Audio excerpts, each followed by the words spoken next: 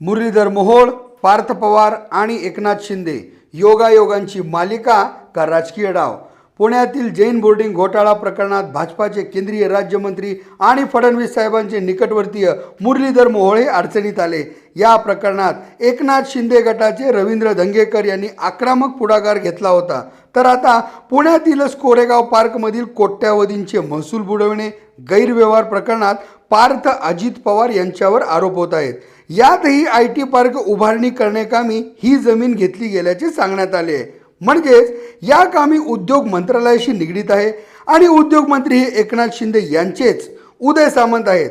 आता ज्या गैरव्यवहार भ्रष्टाचाराचे प्रकरण समोर येत आहे ते एकतर भाजपा किंवा राष्ट्रवादी अजितदादा गट यांच्याशी निगडीत आहे, तर या प्रकरणाचा उलगडा करण्याकामी किंवा या घोटाळ्याची माहिती असणारे विभाग व व्यक्ती हे भाईंचे आहेत, तेही नेमक्या स्थानिक स्वराज्य संस्थांच्या निवडणुकीच्या तोंडावर।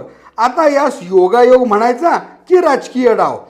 स्थानिक स्वराज्य संस्थेच्या निवडणुकीतील यशावरूनच आगामी सत्तेचे स्थान ठरविले जाणार असल्याने या निवडणुका महत्त्वाच्या मानल्या जात आहेत आणि एकनाथ भाईंना पर्याय असावा म्हणूनच भाजपाने अजितदादांना सोबत घेतल्याचेही बोलले गेले।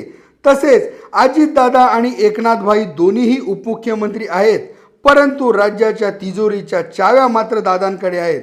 त्यामुळे भाजपाचा एक नंबरचा मित्रपक्ष कोण हा प्रश्नही आहेच।